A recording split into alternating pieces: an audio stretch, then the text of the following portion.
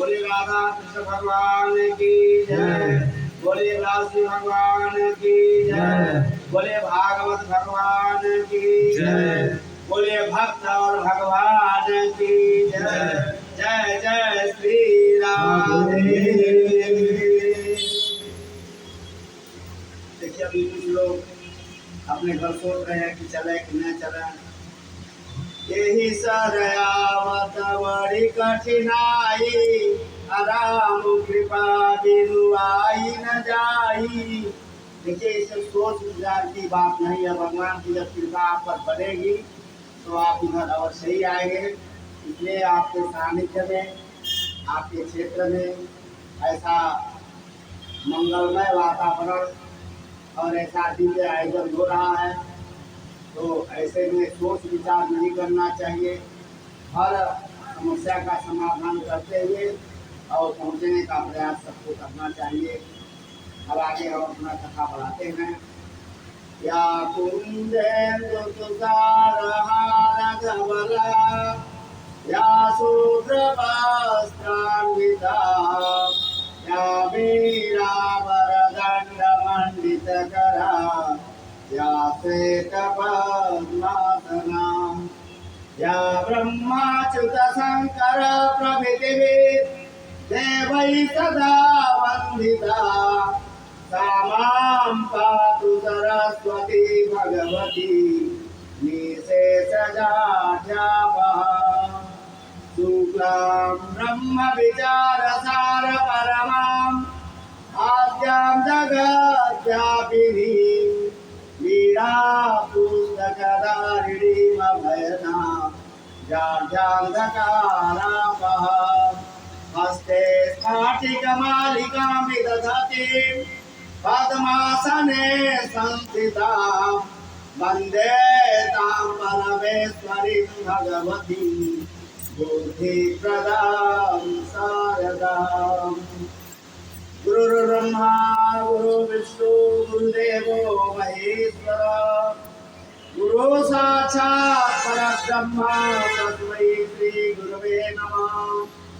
अज्ञानतिमिरान्धस्य ज्ञानाञ्जनशलाकया चक्षुर्मिलितं येन तस्मै श्रीगुरवे नमः। तस्मै श्रीगुरवे नमः। श्रीगुरुचरणकमलेभ्यो नमः। उल्लङ्घ्य सिन्धो सलिलं सलीलं, यः शोकवह्निजनकात्मजाय, आदाय तेनैव ददाह लङ्काम्, नमामि तं प्राञ्जलिराञ्जनेयम्। नमामि तं प्राञ्जलिराञ्जनेयम्। प्रेमी सज्जनों, आज इस अमृतमयी भगवान के इस कथा का 5वां दिन है। हम लोग आज 5वें दिन में प्रवेश कर रहे हैं भगवान की इस अमृतमयी कथा का। मैंने पहले ही दिन आपको बताया, जन्माद्यस्य भवेत् पुण्यं तदा भागवतं लभेत्। जन्म जन्मांतर के जब मनुष्य पूर्ण उदय होते हैं तो श्रीमद् भागवत महापुराण के कथा श्रवण के संदर्भ में सोचता है। हम लोग तो आज इस कथा का वाचन, श्रवण और पाठ आदि सभी अनुष्ठान भी कर रहे हैं। इसलिए हम लोगों का यह समय, यह जो जीवन खंड है, यह परम धन्य है। अब इन्हीं क्रम में हमने आप लोगों को कल भरत जी के चरित्रों का वर्णन सुनाया था। भरत जी महाराज किस तरह से अपने राज्य को त्यागने के बाद मृग के मोह में पड़ करके और पुनः संसार में फंस गए थे। इसलिए किसी के मोह में हमको फंसना नहीं चाहिए। इस कथा का यही सारांश रहा।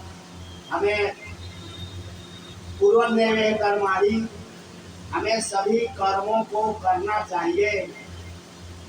कर्म तो करना ही चाहिए, लेकिन न कर्मे लिप्ते नरे, लेकिन कर्म में लिप्त नहीं होना है, यह शास्त्रों का आदेश है। कर्म करने का भी आदेश है।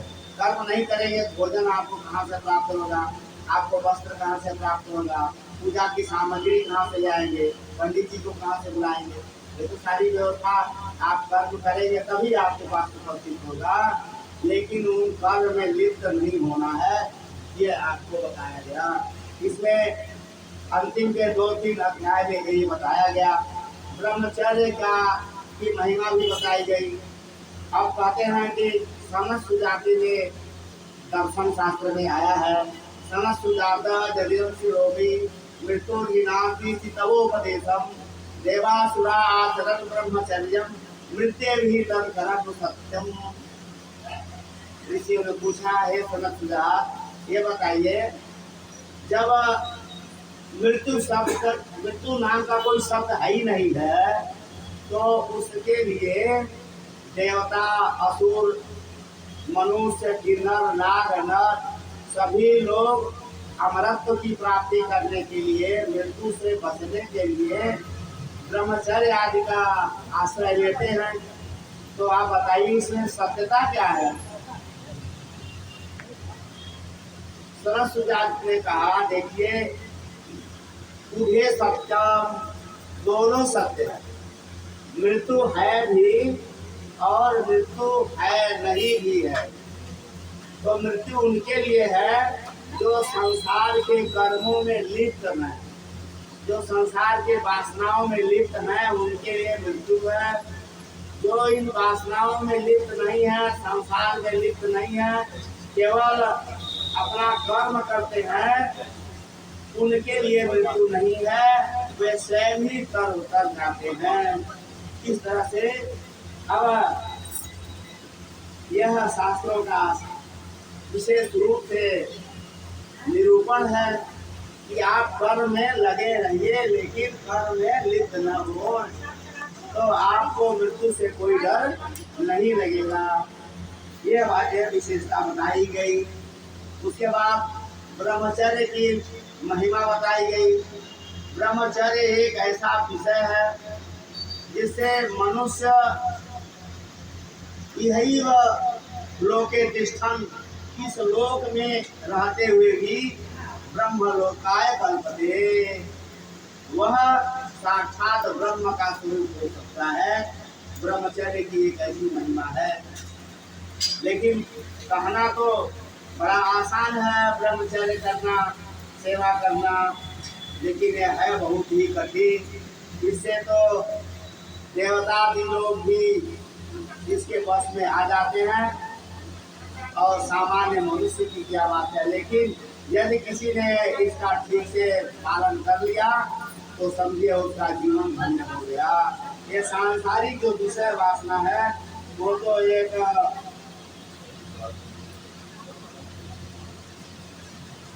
नरक आदि योनियों में जाने का विशेष रास्ता ही है। इसी तरह से यति धर्म का निरूपण किया गया। जति लोगों का साधु दवा दीजिए, साधु सन्यासियों का क्या नियम है? अब कुछ लोग संन्यास ग्रहण कर लेते हैं, संन्यास ग्रहण कर लेते हैं। अब संन्यास को ग्रहण कर लेना ठीक है, सबको संन्यास तो लेना चाहिए, लेकिन अब संन्यास लेने के बाद भी यदि हम इस संसार में ही पड़े रहे तो हमें संन्यास लेने का कोई विशेष फल प्राप्त नहीं होगा। अब एक तरह से तो कहा गया कि दंड ग्रहण मात्रेण नरः नारायणो भवेत्, जो दंड ग्रहण कर लेने मात्र से ही स्वयं मनुष्य नारायण का स्वरूप हो जाता है, मोक्ष तो प्राप्त हो जाता है। लेकिन यदि कुछ कर्म स्खलित कर्म है तो उसको बीच में भोगना भी पड़ता है। इसी तरह से गृहस्थ धर्म के सदाचार के संदर्भ में आप लोग बहुत कुछ जानते हैं। गृहस्थों का क्या सदाचार है? अपने घर में आए हुए अतिथियों की सेवा करना, पितरों का समय से श्राद्ध आदि कर्म करना, देवताओं की पूजा करना, पति पत्नी का एक सदाचार, एक दूसरे का आदर करना, ये गृहस्थ धर्म का विशेष बताया गया है। और अतिथियों की सेवा करना ये भी है। समय पर यज्ञ याग आदि भी करना चाहिए, दान उपदान करना चाहिए, साधु ब्राह्मण की सेवा करनी चाहिए और माता पिता की भी सेवा करनी चाहिए। क्योंकि यदि भगवान का दर्शन करना चाहते हैं तो अपने माता पिता का दर्शन कर लीजिए, आपको भगवान का दर्शन प्राप्त हो जाएगा। ब्राह्मण का दर्शन कर लीजिए, आपका ब्राह्मणत्व यदि है तो ब्राह्मण का दर्शन करते हैं तो भगवान का स्वयं दर्शन प्राप्त हो जाता है। बोले वृंदावन बिहारी लाल की जय। इसके बाद अब हम स्वयंभू मन के वंश के विस्तार के विषय में हमने आपको बताया। अब इसके बाद अन्य 6 मनवंतरों के बाद अब हम स्वयंभू मन के अन्य वंशों के विषय में हम आपको बता रहे हैं। इसमें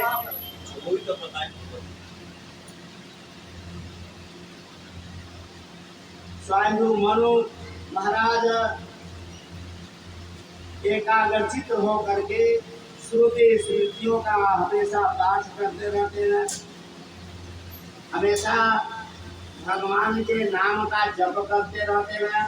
उनका समय एक क्षण भी व्यर्थ में व्यतीत नहीं होता। जो ज्ञानी पुरुष हैं, जो अपने आप को समझते हैं, उनका एक क्षण भी व्यर्थ में व्यतीत नहीं होता है। वो संसारिक कर्म करते हैं, करने के बाद जब उन्हें थोड़ा सा भी मौका मिलता है तो उस समय वह भगवान के नाम का भजन, पूजन, पाठ इत्यादि जो भी उनसे होता है, संग्रंथों का स्वाध्याय, वेदांत शास्त्रों का पाठ समय समय से वो करते रहते हैं। अपने आप को खाली नहीं समझते हैं। अब जो ऐसा हमेशा करते रहते हैं, भगवान अपने भक्तों के लिए सब कुछ करने के लिए तैयार होते हैं। इसी संदर्भ में एक कथा मैं आपको बता रहा हूँ। उस समय की बात है, एक सुंदर जो है, बहुत सुंदर पर्वत था। उस पर्वत पर एक सुंदर, बहुत ही अच्छा बागीचा उपवन था। उस उपवन में तरह तरह के वृक्ष लगे हुए थे जो बड़े ही सुंदर थे। उस त्रिकूट पर्वत की तराई में एक वरुण भगवान का उद्यान था और उसी साथ बगल में एक बहुत बड़ा सरोवर भी था जिसमें बहुत से सुंदर सुंदर कमल खिले हुए थे। उसी में एक गज रहते थे, वो बड़े ही बलवान थे, गजराज थे। उनके साथ बहुत से उनके परिवार के लोग थे, बहुत से हाथी और हथनियां उनके साथ में रहती थी। सबको साथ लेकर के वो चलते थे। एक दिन उस गज ने अपने परिवार के साथ उस उपवन में घूमने का विचार बनाया और पूरी सेना अपने लेकर के घूमने लगे। वो जिधर जाते उधर के वृक्षों को रौंदते हुए, फलों को खाते हुए, तोड़ते हुए अपना रास्ते से चल रहे थे। एकदम मस्त मस्त थे। इस तरह से वो जाते जाते एक सुंदर जो सरोवर था, उसका जल अत्यंत ही निर्मल था। उसमें जाकर के उन्होंने खूब जल पिया अपने परिवार सहित, और जल पीने के बाद उस सरोवर में स्नान किया। स्नान करने की विधि होती है हाथियों की, वो उसको मथ देते हैं पूरा। उस सरोवर को पूरा अपने परिवार सहित मथ दिया उन्होंने। परिवार के लोग तो बाहर निकल गए, लेकिन वो गजराज महाराज उस सरोवर को मथ ही रहे थे। उसी समय उसमें एक ग्राह रहता था। ग्राह ने क्या किया, गजराज के पैर को पकड़ लिया और उसको निगलना शुरू कर दिया। अब क्या था, गजराज जो है पहले बहुत छुड़ाने का प्रयास किए, उनके जो समस्त परिवार जन थे सब उनको छुड़ाने के लिए उस ग्राह से बड़ा ही प्रयास किए। छुड़ाते छुड़ाते जब सब लोग थक गए, कई महीने बीत गए, लोगों ने देखा अब तो ये छोड़ेगा नहीं और गजराज भी शिथिल हो रहे थे। ऐसे समय में जो उनके परिवार के लोग थे वे सब के सब लोग छोड़ करके चले गए। इस संसार में बहुत देर तक हमारे साथ लोग नहीं रहते हैं। जब वो जान जाएंगे कि अब ये टूट रहे हैं, अब ये कुछ आगे नहीं चल पाएंगे, तो हमसे पहले ही सब लोग साथ छोड़ देते हैं। अब कहते भगवान इनका आप अंतिम कर दीजिए, इनकी अब कोई जरूरत नहीं है, अब ये सबको परेशान कर रहे हैं, दवाई वही रुपया सही है। अब ग्राह नाम का जो रोग है वो जब पकड़ लेता है, डॉक्टर आईसीयू में सुई लगाते लगाते थक जाते हैं। जब नहीं स्थिति बनती है तो परिवार के लोग निराश होकर के छोड़ देते हैं। वही स्थिति बनी। अब पूरे परिवार के लोग जब चले गए, गज महाराज अपना पूरा बल थम लगा करके थक गए, तब उन्हें भगवान का याद आया। भगवान देखिए आपके पास कब आते हैं, जब तक आपका अपना बल होता है तब तक भगवान कहते हैं अच्छा भाई तुम अपना बल लगा लो, देखते हैं। जब आपका अपना निजी बल थक जाता है तब भगवान को जब आप थोड़ा सा भी स्मरण करते हैं ना तो भगवान आपके पास पहुंच जाते हैं। कितने देर में पहुंचते हैं, देरी कितनी लगती है। सरसों को आग में डालिए और जितने देर में सरसों फूट जाती है राई, उतने ही देर में भगवान प्रकट होता है। बहुत देर नहीं लगता है, 2-4 घंटा 5 घंटा ऐसे नहीं लगता है। जितने देर में राई आग में डालने का फूट जाए उतने ही देर में भगवान आपके सामने प्रकट हो जाए। बोले विष्णु भगवान की जय। इस तरह भगवान उसी समय प्रकट हो जाते हैं। अब इधर गज महाराज जब देखे कि अब मेरा कुछ भी नहीं चलने वाला है, अब मेरा प्राण जाने वाला है, तब गजेंद्र महाराज भगवान की स्तुति करने लगे।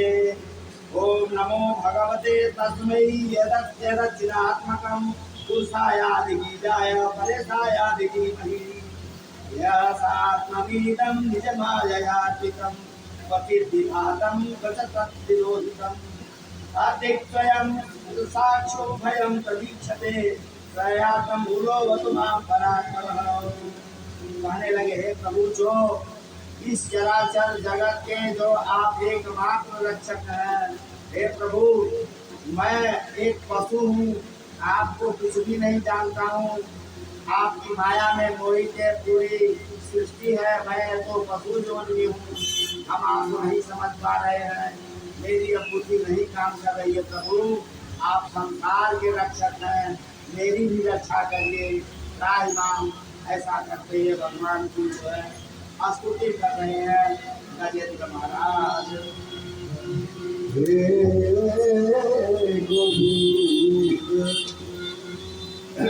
राज गजेंद्र राज से घिरा हुआ है और गजराज हम है, और ग्राह जो है वो काम क्रोध लोभ मोह माया अंत में पुकार रहा है कैसे, हे गोविंद हे गोपाल, हे गोविंद हे गोपाल, अब तो जीवन आए, हे गोविंद हे गोपाल, अब तो जीवन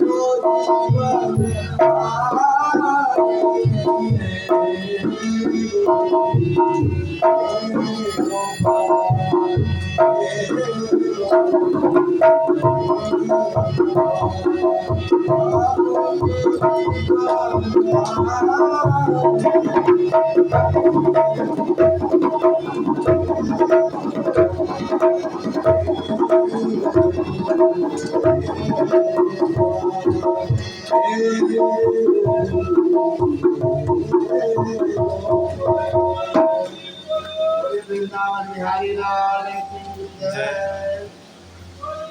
गजराज महाराज एक कमल का पुष्प अपने सिंह से उठा करके ऊपर और भगवान का स्मरण किए और इन मंत्रों का पाठ करने लगे। नमो नमस्ते अखिल कारणाय निष्कारणाय अद्भुत कारणाय सर्वागमानाय महालवाय नमोपवर्गाय परायणाय। वर्ग और अपवर्ग के आप मालिक हैं, जो बड़े बड़े समुद्र जो महारणव हैं वो आप ही का स्वरूप है।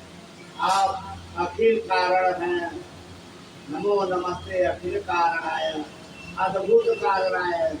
जिसके विषय में जिस कार्य को और कारण को हम सोच और समझ नहीं सकते हैं, उसके भी आप कारण हैं प्रभु राजनाथ। इस तरह से जब भगवान की स्तुति किए, भगवान मुस्कुरा रहे थे। माता लक्ष्मी जी के साथ श्रीहरि बैठे थे, भगवान मुस्कुरा रहे थे। माता जी ने कहा आप एक तरफ मुस्कुरा क्यों रहे हैं? भगवान ने कहा देखो, एक भक्त मेरा संकट में है और मुझे स्मरण कर रहा है। माता ने कहा बारे भगवान, भक्त संकट में है, आपकी स्तुति कर रहा है और आप मुस्कुरा रहे हैं। भगवान ने कहा जैसे उसकी स्तुति पूरी होगी मैं उसके पास पहुंच जाऊंगा। जब भगवान वहां से चलते हैं तो गरुड़ जी ने कहा कि भाई आप मेरे ऊपर बैठ करके चलिए। भगवान ने कहा तुम्हारी गति बहुत कम है। गरुड़ जी ने कहा अरे मेरी गति तो मैं मन से 100 गुना आगे चलता हूँ। भगवान ने कहा नहीं, इस गति से चलने पर काम नहीं होगा। मन से 100 गुना, मन में कोई बात पहुँचे उसके पहले पहुँचना होता है ना। इसलिए अब आपकी गति ठीक नहीं है, आप पीछे से आइएगा, मैं चल रहा हूँ। ऐसा कह करके भगवान वहाँ पहुँचे। जैसे भगवान पहुँचते हैं, भगवान ने दोनों को बाहर किया, गज और ग्राह को जल से बाहर किया। भगवान ने उस ग्राह के मुंह को पकड़ करके फाड़ दिया। उसमें से एक दिव्य ज्योति निकली और भगवान में जा करके समाई। इधर गजेंद्र महाराज भगवान का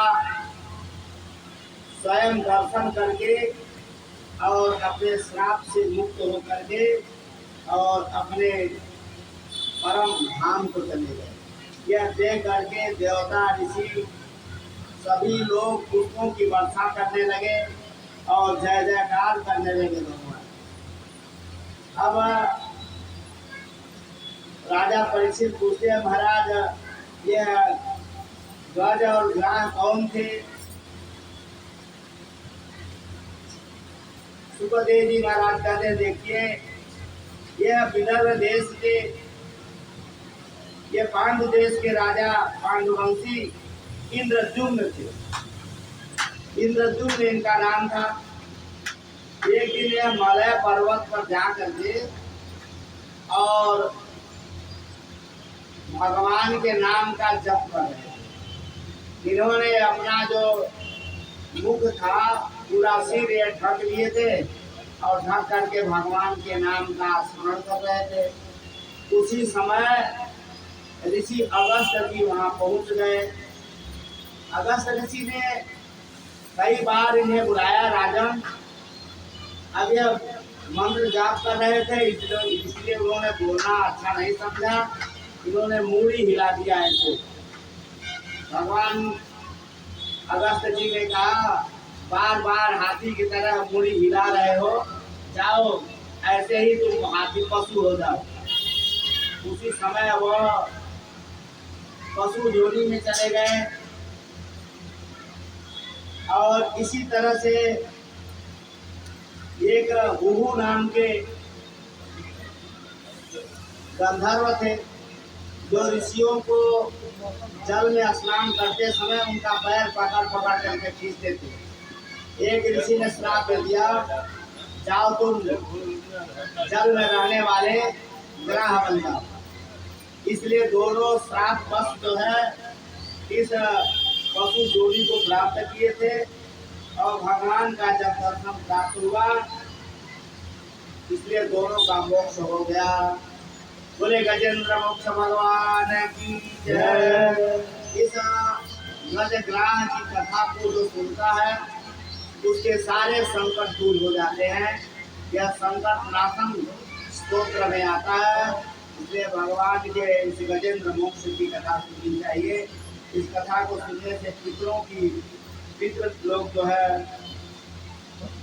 पितरों का उद्धार हो जाता है। अब इधर सभी देवता लोग भगवान के पास पहुंचते हैं। ब्रह्मा जी से कहते हैं, ब्रह्मन इस समय पूरी पृथ्वी दैत्यों के आचार से एकदम घबराई हुई है, इसलिए देवताओं की ने मिल करके और श्री हरि का बहुत ही स्तुति किया, प्रार्थना की श्री हरि का। भगवान ने प्रसन्न होकर के कहा, देखिए समय आने पर मैं मनुष्य के रूप में अवतार लूंगा और जितने भी इस तरह के दानव लोग हैं उन लोगों से इस पृथ्वी का भार हटाऊंगा। इस तरह से कह करके भगवान उनका ध्यान हो गए। इधर सभी देवता लोगों का जो राज्य था दैत्यों ने ले लिया था। अब दैत्य लोग अब राज्य का शासन कर रहे थे, देवताओं को कुछ राज्य नहीं प्राप्त था। देवताओं ने सोचा कि अब हम क्या करें, भगवान से आकर के मिले। भगवान ने कहा, देखिए आप सभी लोग मिल करके जा करके राजा बलि से कहिए कि वो समुद्र मंथन करा, क्योंकि संसार में बहुत मणि की आदि रत्नों की कमी हो गई है, तो संसार में रत्न नहीं है, इसलिए समुद्र का मंथन होगा तो बहुत धन प्राप्त होगा, इसलिए उन्हें वैभव प्राप्त हो जाएगा। कहिए ऐसा, और समुद्र से अमृत मिलेगा, हम लोग पा करके अमर हो जाएंगे, ऐसा प्रस्ताव रखिए। देवताओं ने जा करके कहा तो दैत्य भी तैयार हो गए, ठीक है हम लोग समुद्र मंथन के लिए तैयार हैं। जब समुद्र मंथन के लिए तैयार हो गए, भगवान ने देवताओं से कहा, देखो अब समुद्र मंथन में तुम लोग जो तुम्हें नहीं चाहिए पहले वही मांगना। सबसे पहले कहना कि बासुकीनाथ का जो मखनी बनाई गई रस्सी, तो कहना हम बासुकीनाथ का हम मुंह की तरफ पकड़ेंगे, पूंछ की तरफ नहीं पकड़ेंगे, उधर मल मूत्र आदि दिया जाता है, ऐसा कह देना। अब ऐसा कहने पर सभी देवताओं ने कहा, देखिए हम भगवान के मुख की तरफ पकड़ेंगे, क्योंकि हम लोग प्रबल हैं और दैत्य कमजोर होते हैं। यह सुन करके दैत्य ने कहा, नहीं तुम ही लोग बलि नहीं हो, हम लोग बलि नहीं, इसलिए हम लोग मुख की तरफ पकड़ेंगे। अब दैत्य जो मुख की तरफ पकड़ लिए, भगवान से कहा गया, प्रभु आप खाने के लिए मंदराचल पर्वत को ले आना है।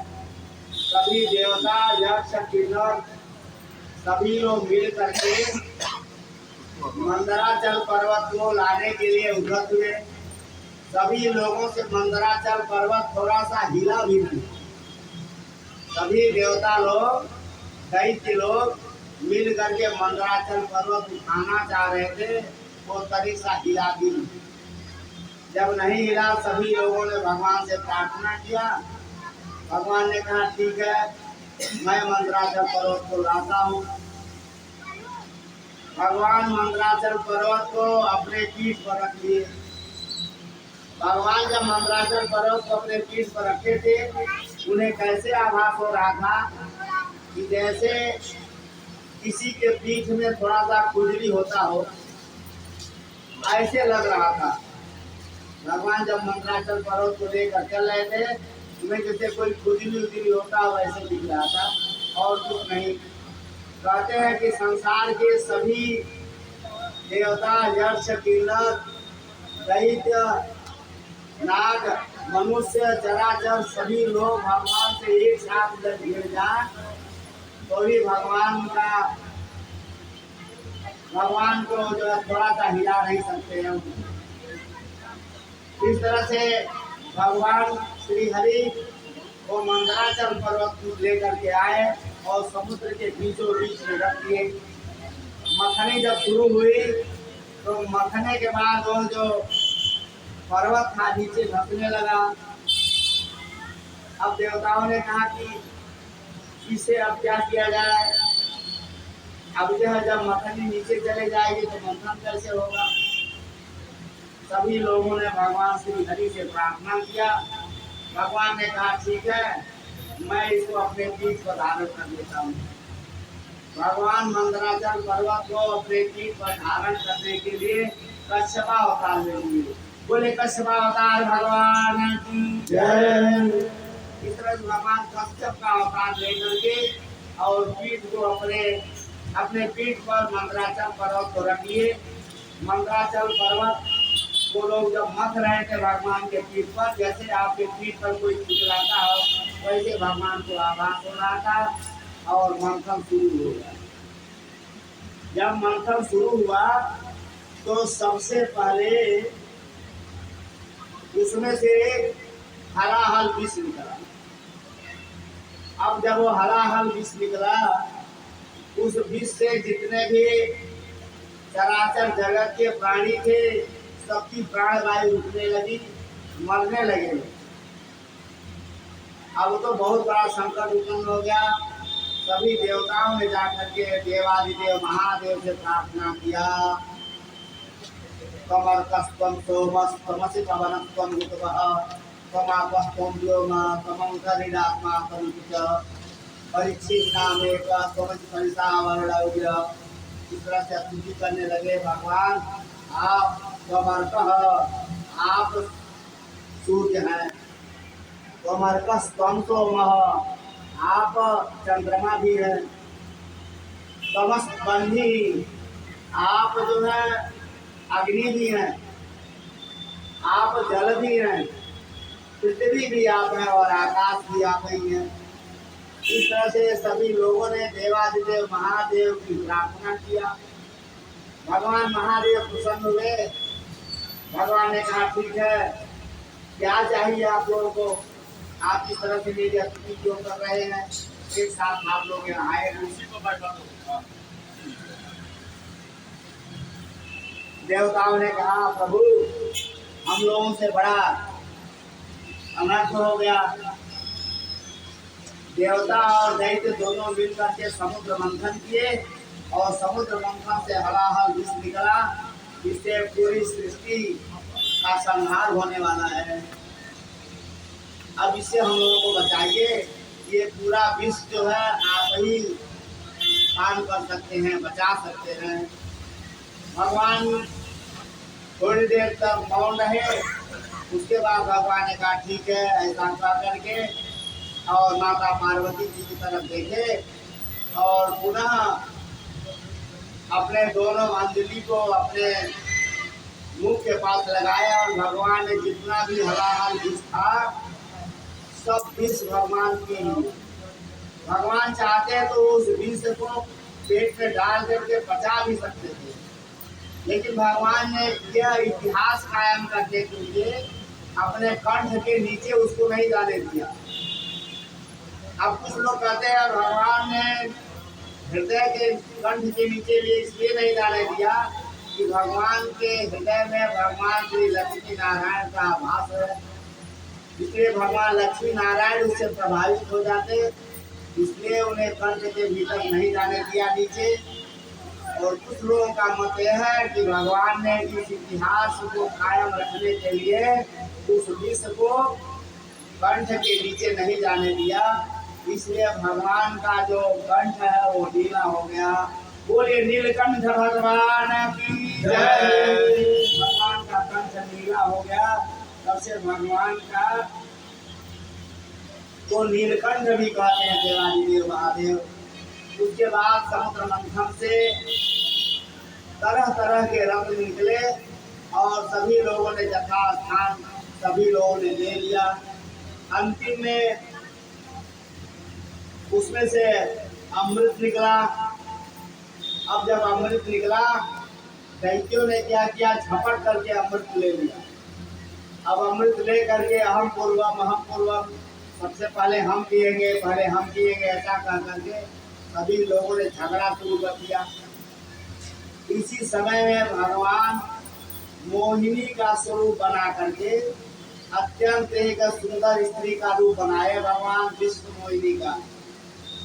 ऐसी स्त्री का रूप बनाए भगवान की जैसा किसी ने कभी न तो सुना था और न ही तो कल्पना किया था।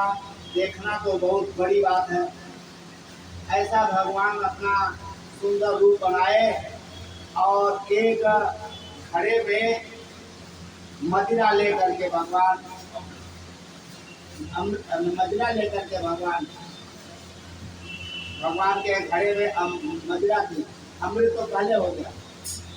अब यह देखते देखते देवता लोग तो समझ गए कि यह भगवान की ही कोई माया है, इसलिए देवता लोग शांत हो गए। लेकिन दैत्य लोग तो के अंदर उन्माद था। दैत्य ने कहा वो आपकी बड़ी सुंदर स्त्री है, इसको जो नहीं पाया उसका जीवन समझो कि व्यर्थ है।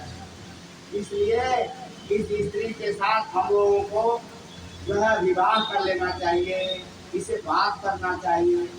विरोचन पुत्र महाराज बलि सबसे पहले जाकर के मोहिनी भगवान से मिलते हैं। कहते हैं कौन हो तुम, बताओ कहाँ से आई हो। उन्होंने कहा देखो भाई मेरा तो कोई पता ठिकाना नहीं है, मैं कहाँ से आई हूँ, वैसे निकली हूँ, अब किसी योग्य वर के लिए निकली हूँ। आप तुम लोग कौन हो बताओ, लड़ क्यों रहे हो। ऐसा सुन करके बलि महाराज कहे कि देखिए हम दोनों कश्यप ऋषि के पुत्र हैं, ये देवता हैं, हम लोग दैत्य हैं। ये अमृत निकला है, हम लोग इसको पीना चाहते हैं, देवता लोग चाहते हैं हम पान कर रहे हैं। भगवान ने कहा इसमें कौन बात है, हो तो तुम एक ही पिता के पुत्र, पार्टी से अलग अलग बैठ जाओ, सबको मैं अभी पिला देता हूँ। भगवान का ऐसा मोहिनी और ऐसा वाणी मधुर वाणी थी कि उसमें सब के सब फंस गए और जहाँ जहाँ यथा स्थान सब बैठ गए। और बैठ करके मोहित भगवान ने क्या किया, देवताओं को अमृत पिलाना शुरू किया और दैत्यों को मदिरा पिला दिया। बीच में राहु भी थे, राहु को पता चल गया, उसने क्या किया आकर के बीच में देवताओं के बीच में बैठ गए आकर के। इसमें सूर्य और चंद्रमा ने भगवान को संकेत कर दिया कि बीच में दैत्य बैठा है। उसने अमृत का पान तो कर लिया था, लेकिन भगवान सुदर्शन चक्र से उनका सिर काट दिए। नीचे का भाग केतु का हो गया और ऊपर का जो भाग है वो राहु का हो गया। इस तरह से अब देवता लोग अमृत का पान करके अमर हो गए और युद्ध करके और पुनः अपना राज्य प्राप्त कर लिए। इसमें एक छोटी सी अंतर कथा है। भगवान ने कहा देखो भाई सबके विवाह का समय तो निश्चित है, लक्ष्मी जी से सबके विवाह का समय निश्चित है, लेकिन मेरे विवाह का कोई उसको क्या कहते हैं मैरिज एनिवर्सरी है। आज के समय में हम लोगों का विवाह का कोई डेट नहीं है, हम लोग भी ऐसे विवाह का डेट निश्चित कर रहे हैं। क्योंकि भगवान अनादि है, अब उनका विवाह कब हुआ लक्ष्मी नारायण का कोई नहीं जाना। इसलिए भगवान ने कहा है कि विवाह का दिन निश्चित करना। तो जब उस समुद्र मंथन से लक्ष्मी जी निकली तो वो श्री हरि लक्ष्मी जी को लक्ष्मी जी जो है विष्णु भगवान को प्राप्त हुई। भगवान का वही विवाह का डेट निश्चित हुआ। अब लक्ष्मी जी के साथ उनकी जो बड़ी बहन थी पहले वो निकली, जिनका नाम है दरिद्रा। अब एक समस्या भाई, लक्ष्मी जी को तो सब लोग चाहते हैं, कोई नहीं चाहता कि दरिद्रा मेरे साथ था। कोई दरिद्रा का वर्णन नहीं करेगा, सब लोग लक्ष्मी जी का वर्णन करते हैं। लक्ष्मी जी ने कहा भाई पहले मेरी बड़ी बहन का विवाह हो जाएगा तब मेरा विवाह होगा। अब सबसे पूछा गया, दैत्यों से पूछा गया, दैत्यों ने नकार दिया। दानवों से पूछा, देवताओं से पूछा, सभी लोगों ने कहा दिया नहीं हम तो नहीं कर सकते हैं। एक ऋषि थे ब्राह्मण देवता, उनसे पूछा गया, उन्होंने कहा मुझसे दरिद्रा से न कोई मतलब है न तो कोई लक्ष्मी से मतलब है। अरे मुझको तो केवल भगवान का भोग लगाना है, ध्यान करना है, एक लोटा जल पीना, कहीं चल देना है, कहीं आदमी लगा के बैठ जाना है, चाहे दरिद्रा मिले चाहे लक्ष्मी मिले। उन्होंने दरिद्रा का वर्ण कर, भगवान ने कहा नहीं छोड़ना नहीं है भाई। उन्होंने कहा भाई समय अनुसार देखेंगे, अब वचन नहीं दिया उन्होंने, इसलिए भगवान के कथनानुसार दरिद्रा का वर्ण कर लिए। अब दरिद्रा का वर्ण कर दिए तो आगे गए तो एक वट वृक्ष था, वट वृक्ष के नीचे बैठे, जो वहाँ बरगद का जो फल होता है ना, बरगद का जो फल होता है छोटा छोटा, उसको ये हुआ कि इसको इकट्ठा कर लिया जाए, संकलित करिए। अब तब तक मैं ध्यान कर रहा हूँ तो दरिद्रा जानते हैं क्या की, दरिद्रा चार फल उठा करके कमंडल में रखती थी तो जोर से मुँह में डालती थी। जो स्त्री कुछ काम करते करते खाती भी है और काम भी करती है, वो दरिद्रा का ही स्वरूप है। इसलिए कभी भी खाते भी रहिए और कुछ रसोई का काम भी करते रहिए, ये अच्छा नहीं है। खाने का समय अलग, काम करने का समय अलग, मिस्त्री थोड़ी सस्ती है। तो इस तरह से एक हाथ से खाती थी, एक हाथ से कुछ उसमें रखती थी। ऐसा देखा ऋषि ने कहा तुमने तो सब जूठा कर दिया, भोग कैसे लगेगा। इस बात से विवाद हो गया। जहाँ विवाद होता है, जहाँ अपवित्रता होती है, दरिद्रा वहीं निवास करती है। अब वहाँ से ऋषि चल दिए। ऋषि चले तो कमंडल तो हाथ में ले लिए थे, आसनी वही छूट गई। देखिए दरिद्रा का प्रभाव, आसनी वही छूट गई। दूसरे बार गए जब पीपल के वृक्ष के नीचे बैठे, वहाँ कमंडल भी छूट गया। अब तो ऋषि ने कहा कि नहीं, अब इनके साथ रहना ठीक नहीं है, अब वहाँ से छोड़ करके जो है ऋषि महाराज वहाँ से चले गए। अब दरिद्रा जब अकेले पड़ गई तो उन्होंने कहा अब मैं क्या करूँ। पुनः रोते हुए अपने बहन के वहाँ जा रही है। लक्ष्मी जी पैर दबा रही थी भगवान का। उन्होंने कहा देखिए किसी के रोने की सूचना आ रही, जैसे कोई रो रहा हो। ऐसे देखते देखते वो निकट आ गई। भगवान ने कहा कि आपकी ऐसी क्यों गलती हुई। दरिद्रा ने कहा जो किसी ने हमें ब्याह किया था वो बुरा छोड़ दिए, और छोड़ करके पता नहीं कहाँ चले गए, अब मैं क्या करूँ। लक्ष्मी जी ने कहा ठीक है, आज से आपका निवास पीपल के जड़ में हो जाएगा। पीपल के जड़ में जो व्यक्ति पूजा करेगा हमारी, उसमें पीपल में जो पूजा करेगा, जो दीप दान करेगा, तिल दान करेगा, जो जल चढ़ाएगा, उसके ऊपर मैं प्रसन्न हो जाऊंगी, उसे सब कुछ प्राप्त होगा और वह जो पूजा है आपको प्राप्त होगी। उसके बाद से दरिद्रा महाराज जी को पीपल के वृक्ष के नीचे स्थान दे दिया गया। सबसे सभी लोग हम पीपल के वृक्ष के नीचे और उसकी पूजा करते हैं। पीपल के वृक्ष के नीचे जो जाता है और जाते हुए नमस्कार नहीं करता है, वो नमो भगवते वासुदेवाय नहीं करता, वो नमः शिवाय का किसी मंत्र का जाप नहीं करता है, वहाँ जल नहीं चढ़ाता है, पीपल के वृक्ष के नीचे चुपचाप बैठ करके कुछ खा पी लेता है, वह उसके पुत्र का भाजक बनता है। इसलिए पीपल के वृक्ष के नीचे जब जाए तो ये सब सावधानियाँ होनी चाहिए।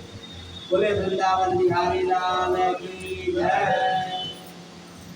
इस तरह से देवताओं ने अपना राज ले लिया और दैत्य लोग पूरा राज्य से वंचित हो गए।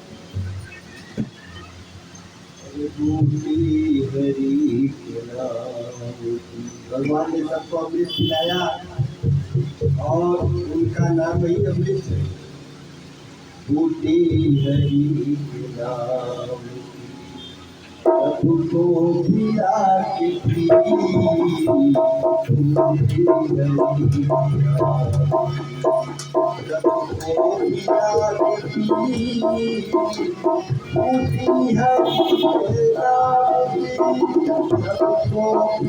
के पी, हरि के नाम की,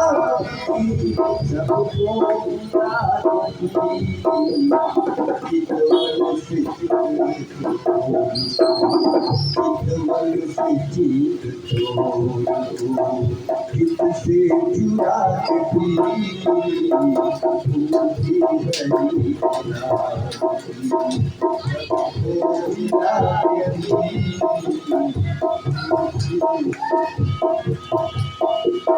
ब्रह्मा ने चारों वेद की रचना बना के दी, ब्रह्मा ने चारों वेद की रचना बना के दी, घर घर में अपनी शीश पर गंगा चढ़ा के दी, घर घर में अपनी शीश पर गंगा चढ़ा के पी, फूटी हरि के नाम की, सबको खिला के पी, फूटी हरि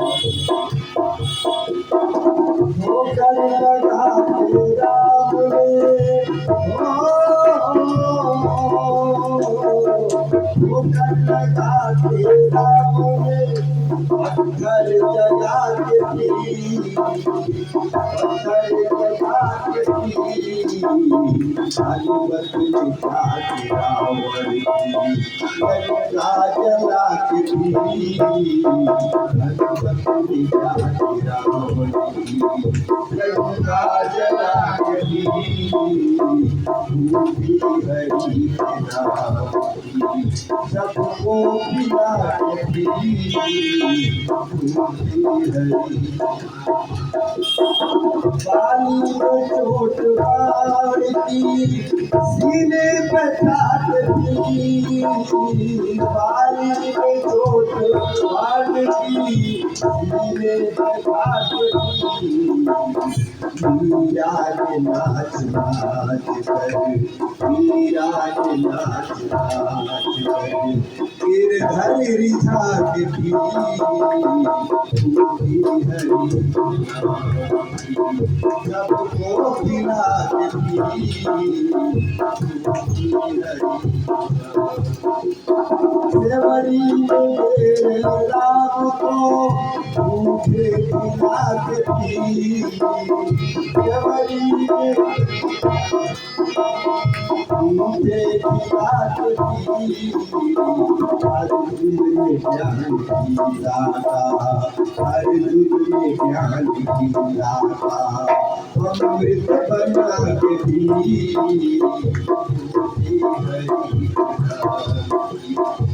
फूटी हरि के नाम की, सबको खिला के पी, फूटी हरि के नाम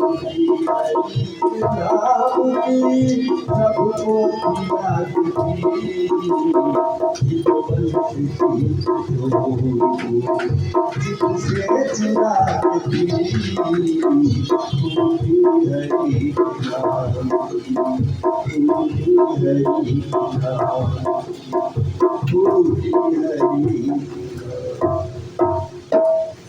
बोले वृंदावन बिहारी लाल की जय। इस तरह से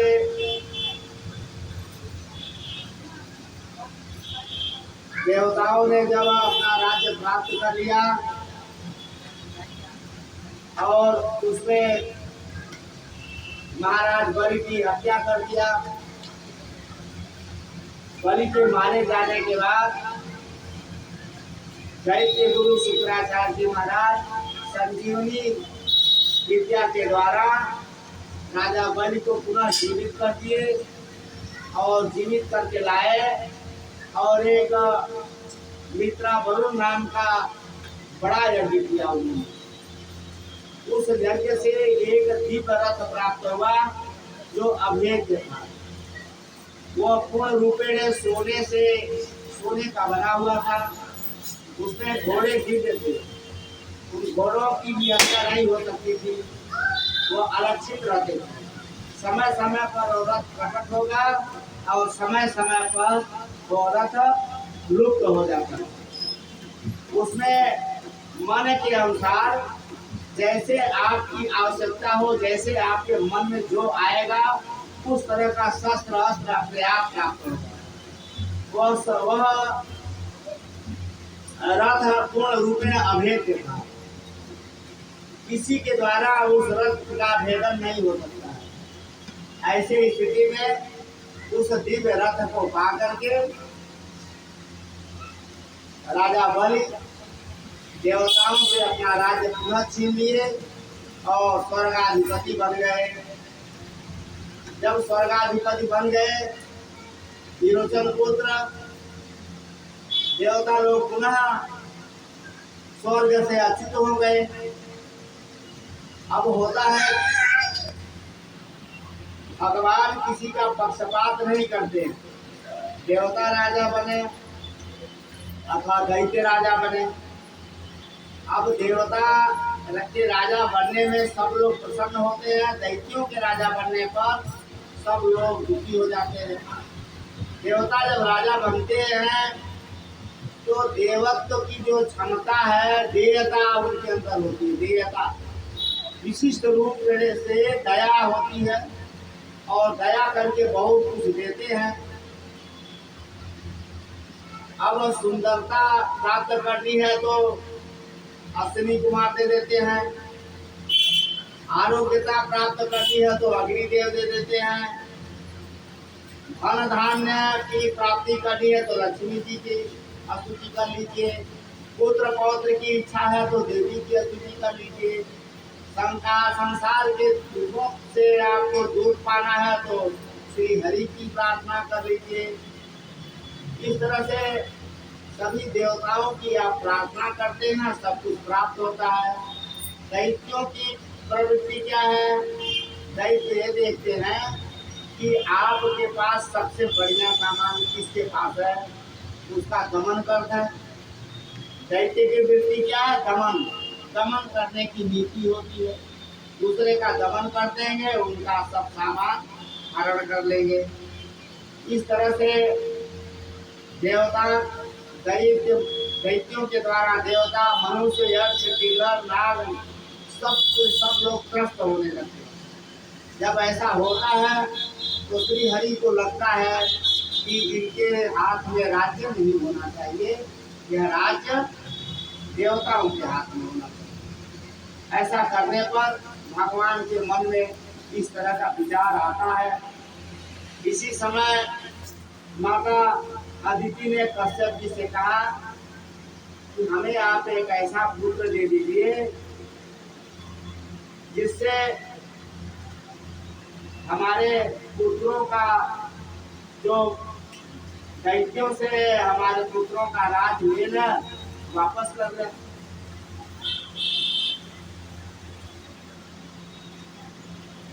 कश्यप जी ने उन्हें पयोव्रत का बताया।